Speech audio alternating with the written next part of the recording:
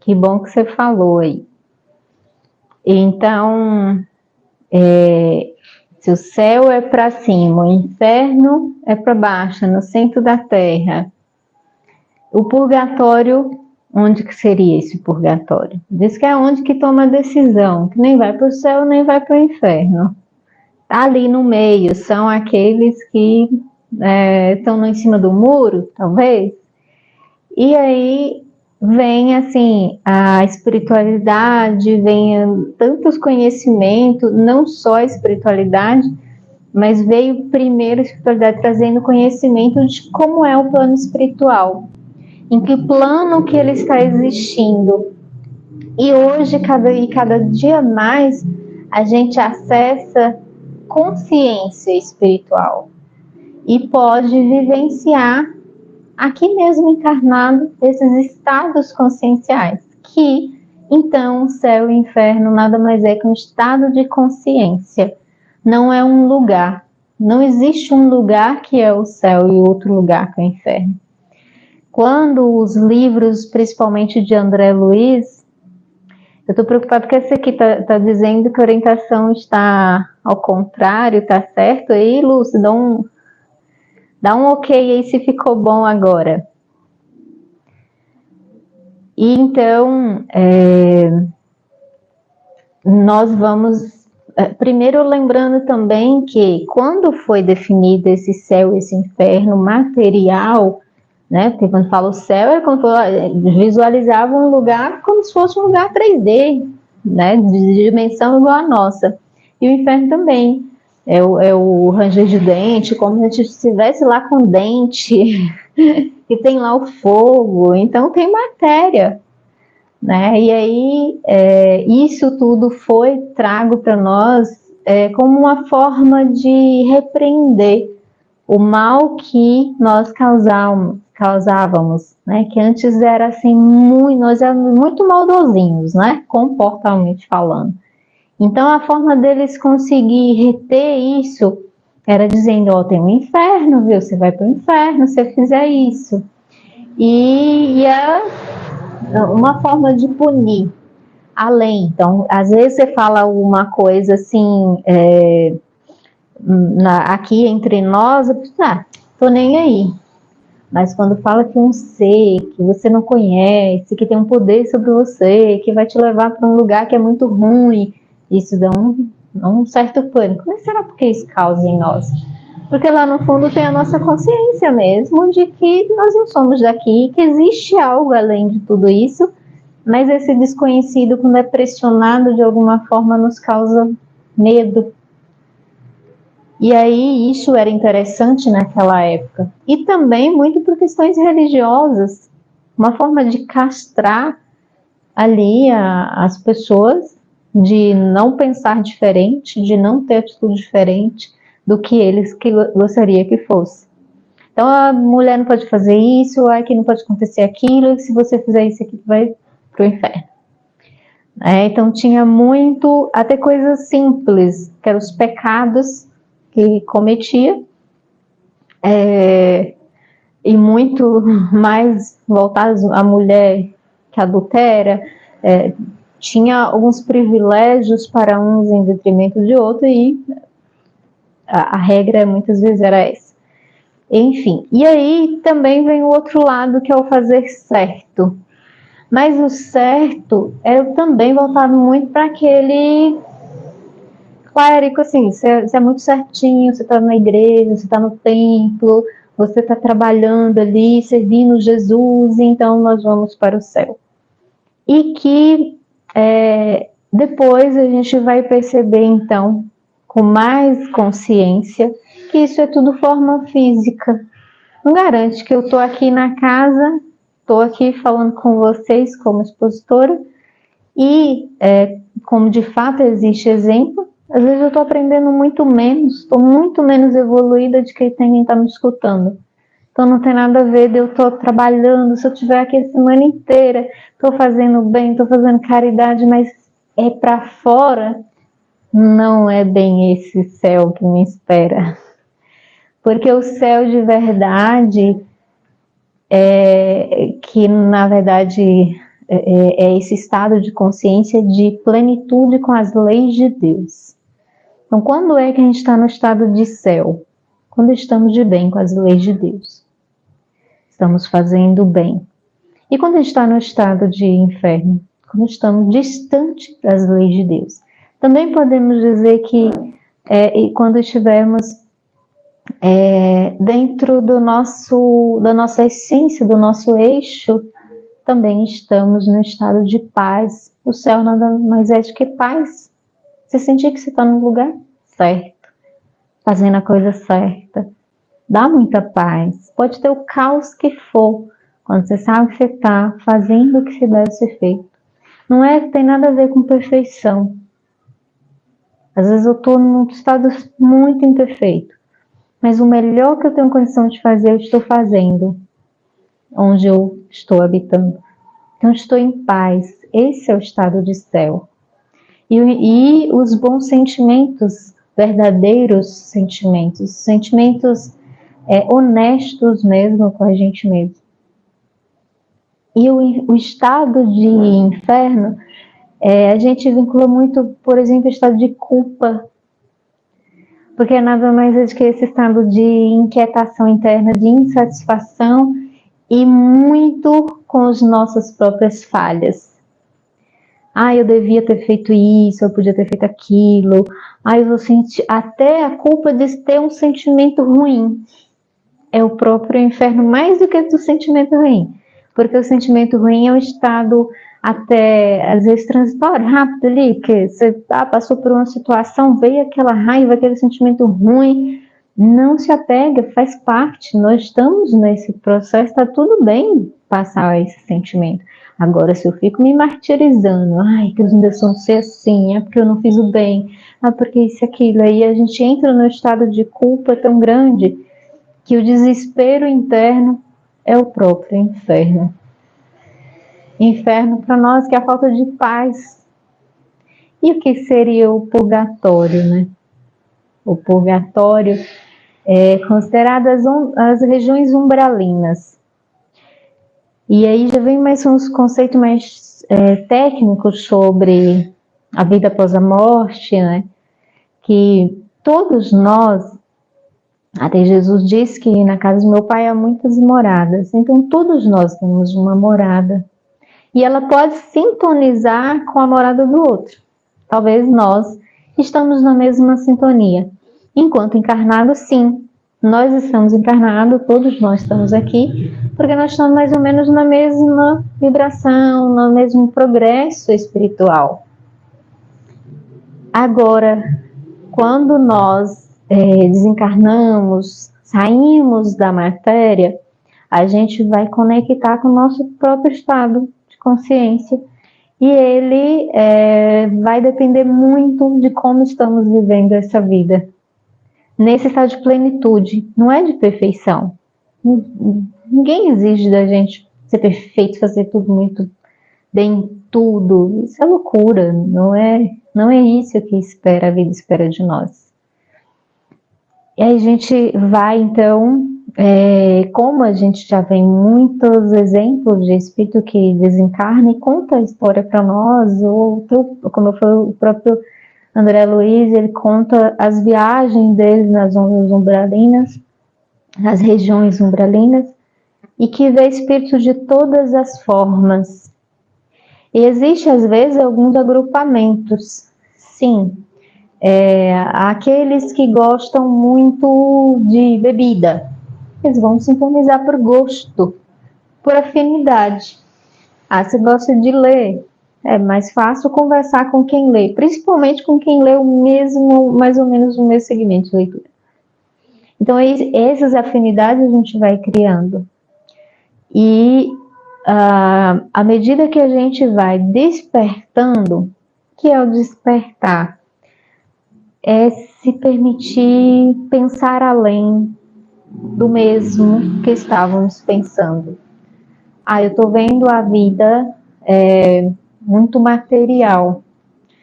E aí é esse estado de consciência que muitas vezes nos prende nesse tal purgatório.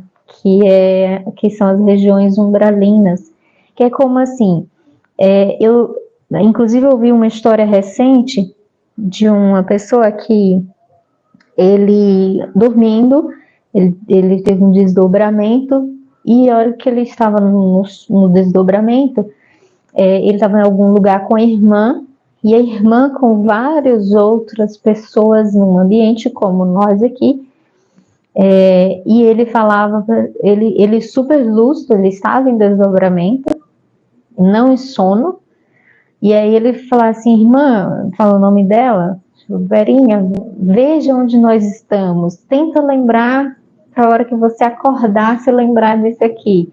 E diz que ela ficava assim, ó, meio sonâmbula, e não estava como ele. É como se ela estivesse realmente dormindo, sentada e sonâmbula, assim. E aí ele mexeu com ela para lembrar, e ela com dificuldade, assim, sabe que você está assim, com muito sono?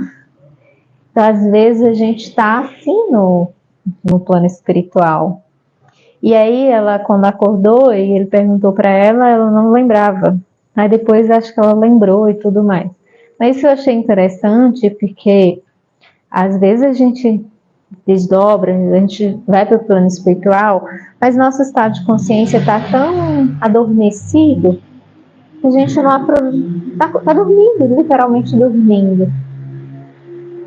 Aí quando a gente vem aqui, busca um conhecimento, outra leitura, vivencia, e você começa a dar espaço no tempo para enxergar outras dimensões além dessa, a gente começa expandindo essa consciência sobre o que é bom, sobre o que é mal, do que é certo, do que é errado. E a cada vez mais que a gente vai entendendo isso, mais desperto vamos ficando. Então, se nós acessamos o espiritismo, o conhecimento espírita, e vamos para o plano espiritual com conhecimento, ele ajuda muito. Porém, tem mais duas coisas, que só conhecimento não basta. Inclusive, eu estava vendo o Geraldo Campetti, que é um palestrante, ele falando que o irmão, um parente dele lá, não lembro, desencarnou e não era espírita. E ele médium, numa reunião mediúnica, recebeu esse parente dele, era um jovem, morreu muito cedo. E aí ele veio e deixou a mensagem para ele, falou assim, olha, eu não sabia, eu não tinha esse acesso. E eu não vou saber dizer exatamente o que ele falou, mas eu não tinha esse acesso sobre esse conhecimento todo. Porém, não basta só conhecer, é preciso entender e praticar. Ele só disse isso e foi embora. Ele só veio dizer isso na reunião. Então eu acho que tem muito disso, muito mesmo. Não quer dizer que nós temos acesso ao conhecimento, que nós já estamos expandidos de consciência. Nós só, às vezes, é até mais perigoso. Porque a gente tem acesso, mas não vivenciou. Perigoso no sentido assim, é minha palavra aqui fora do padrão, né? Porque quando eu penso assim, que se a gente conhecesse duas coisinhas, mas corresse lá e praticasse, mais duas, praticasse, mas a gente fica acumulando, vai acessando. E aí chega uma hora que a gente tem uma falsa sabedoria de pensar assim, que é o pseudo sábio, né? Não vou fazer, não vou trabalhar porque eu tenho livre-arbítrio. E acho que a gente é tão equivocado que esse tal de livre-arbítrio não é bem assim do que a gente vem entendendo. E aí vem a vivência. Por isso a gente fala tanto aqui sobre trabalhar, porque é no trabalho que vivenciamos, colocamos nosso sentimento, nossas atitudes, nossas emoções à prova, nos modelamos. E claro que as autoelevações evangélicas, a meditação, a oração, separar como Jesus fazia sempre ao final do dia, mesmo sendo Jesus, que ele podia falar, não, eu já sou todo iluminado, não preciso ficar sentado meditando não, que eu já estou aqui conectado com Deus. Que às vezes a gente fala assim, hoje eu estou tão bem, não preciso nem orar. E aí não, ele todo dia ele ia para o monte, orava, conectava, meditava, energizava para seguir no dia seguinte. A gente precisa ter esses momentos. E aí as vivências nos pede o evangelho no lar, as vibrações coletivas, o trabalho, porque nessa hora que a gente fala assim, eu não sou só um corpo material. A gente fecha os olhos aqui, conecta, quando a gente recebe um passe, tem hora que a gente percebe até as energias movimentando, né? Não é só isso, porque a gente está tão mergulhado na matéria e é isso que nos afasta de expandir a consciência, que nos afasta desse progresso espiritual. E ficamos muitas vezes nessa região umbralina porque estamos dormindo. A consciência dormindo. Ali, sem acessar algo mais. E aí, nesse ambiente, nós temos de tudo. De tudo. Aquele que pratica o mal extremo com muito prazer e é disciplinado nisso, ainda se compraz demais em fazer o mal. Daí existe aquele que já começa a despertar, nesse caso, por exemplo, cansei de fazer isso. Cansei de... Há tanto tempo que eu estou fazendo mal e estou no mesmo lugar. Ele começa a ter alguma coisa errada nisso daqui. Aí, quando ele faz essa pergunta, ele já está despertando a consciência. E aí, eu trazendo para nós, assim, no nosso dia a dia, várias áreas, familiar, área profissional, relacionamentos, atitudes diversas que nós temos, que para mim tem várias que é muito difícil. E uma delas eu até estava conversando hoje, tem a ver com o meu trabalho. Quando você lida com pessoas que ainda estão no estado de se comprazer com alguns comportamentos ruins, rebelde, revolta, então dentro do trabalho é muito difícil. E a depender da densidade do trabalho, quanto mais que é trabalho braçal, é mais difícil ainda você trazer um outro modelo comportamental. E aquela pessoa que teima, você vai lá, orienta, dá um feedback, faz tudo certinho. No outro dia você está fazendo do mesmo jeito, às vezes pior. E você fala, e agora eu faço o quê? Eu não posso evitar, eu não quero seguir o mesmo padrão dele para corrigir. Como é que eu faço agora? Porque eu tenho que mudar em mim a minha mentalidade. E aí vai construindo, aí vem a decisão. Eu vou construindo, eu preciso olhar para ele com amor. O que ele quer de mim? O orgulho tá ali matando o que você quer. Você quer mesmo, dar um basta ali, tirar o problema da sua frente e próximo. E aí você fala, não, mas não é isso. E é isso que está o despertar. Nesse momento está o nosso despertar. Da gente não ir naquele automático para resolver uma coisa de forma muito materializada. Aí eu preciso ver o que aquele ser humano que está ali, o que ele está esperando. Não a persona dele, mas o ser que habita nele, o espírito ali. E na educação do espírito é muito isso. Eu não olho para a forma física, para o comportamento físico. Eu olho para o espírito que ali manifesta. E aí isso começa a nascer empatia, começa a nascer outros pensamentos. Olha, eu posso conversar com ele, entender como foi a vida dele. E aí entrar em outras questões, e aí você começa... E tem pessoas que é lindo, assim, pessoas totalmente rebeldes, revoltadas, e quando você abraça o espírito delas, elas choram, elas se abrem e elas começam a mudar. Às vezes está tão no padrão de receber uma pancada de isso, aquilo, que ele, autodefesa, se revolta. E aí quando alguém abraça e fala, não, tudo bem, eu não estou aqui para te julgar. Tá. Quando a gente faz essa mudança, nós expandimos a consciência. E que é o que Jesus disse, por exemplo, que é o amor.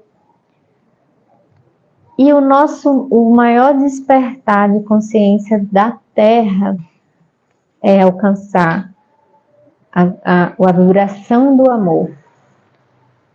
O amor mais sublime dos sentimentos. E é tão, para nós parece ser tão distante, ou às vezes a gente confunde o amor com outros sentimentos. Mas é o destino da Terra. Todos os planetas têm um objetivo vibratório. O da Terra é o amor. Por isso que Jesus enfatizou. Quando a gente chegar no amor, virá outro. Mas a gente não chegou no amor ainda. E aí, né, até chegar nessa elevação, vem nossos estados conscienciais. Então, para a gente ir concluindo aqui, é muito importante a gente se conhecer. Saber durante o dia, durante a nossa semana, onde está morando mais os nossos pensamentos. Porque o pensamento é aquela nuvem que passa e muitas vezes voltado ao nosso passado. Eu estava aqui no passe e me veio um pensamento nada a ver, nossa, que loucura. Aí você quer tirar ele de lá e fica irritado com ele. Às vezes é que ele tem a ver com as nossas reminiscências. E o que a gente tem que fazer? Aceitar. Aceitar e não deixar ele morar. Legal, beleza, passou aqui, isso ainda faz parte do meu campo, e aos poucos você vai encontrando caminhos dele passar mais rápido ainda até ele não passar mais.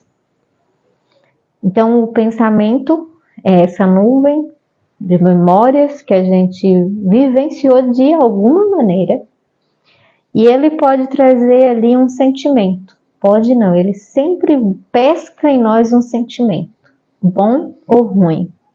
Esse sentimento é o nosso estado vibratório. Qual o sentimento que estamos morando mais tempo, que está morando mais tempo dentro de nós? É o nosso estado vibratório. Estou sentindo raiva, estou sentindo alegria, estou sentindo paz, estou sentindo... a gente mistura um pouco emoção com sentimento, mas se observar esse sentir. E esse sentir é que vai nos conduzir para o plano espiritual. Para qual lugar? Lugar mental. Não é lugar físico. Não existe esse lugar físico. Aqui entre nós habitam outros seres. Nós não estamos vendo. Está em outra dimensão. Isso às vezes para nós é difícil, porque nós estamos na dimensão 3D. Ou seja, eu preciso ver uma forma. Tudo que falamos, pensamos na forma. Tem tamanho, tem profundidade, tem altura. Imagina uma forma.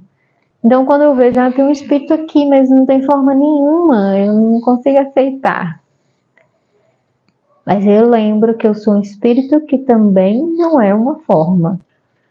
E a gente está encapsulado. E nessa cápsula, a gente não vê. E vem uma matriz para nos desenvolvermos. E experienciar. E filtrar, depurar essas emoções, esses pensamentos, esses sentimentos.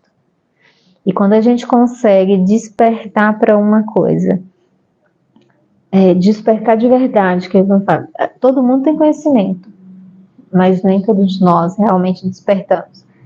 Nós somos um corpo material e as coisas nos servem para existir nesse campo material, mas somos espirituais. Imagine se somos seres espirituais, o que faríamos? Se eu aqui desconectar aqui agora e virar um espírito e poder viver a mesma coisa que eu vivo hoje, sabe o que eu faria?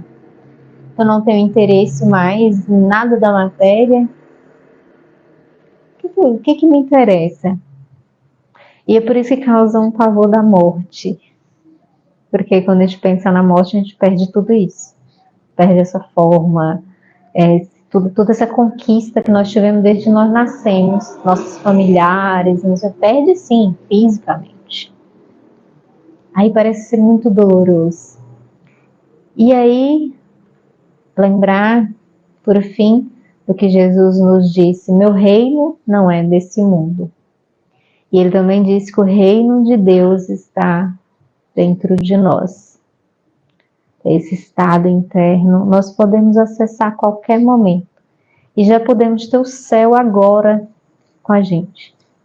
Isso é muito bom, não é? Eu posso acessar o céu aqui mesmo. Eu não preciso ir para lugar nenhum. E quando eu desencarnar, eu continuo no mesmo céu.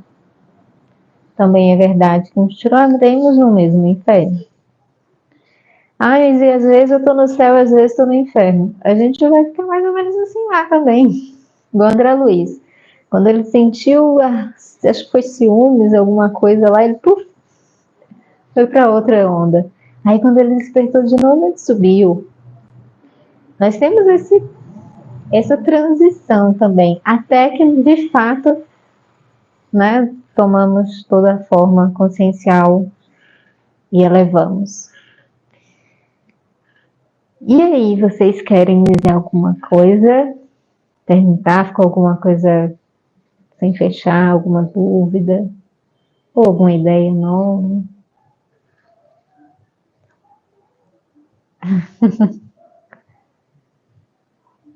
Não? Então vamos fazer encerramento? Vou fazer encerramento aqui, então vou encerrar aqui com vocês também.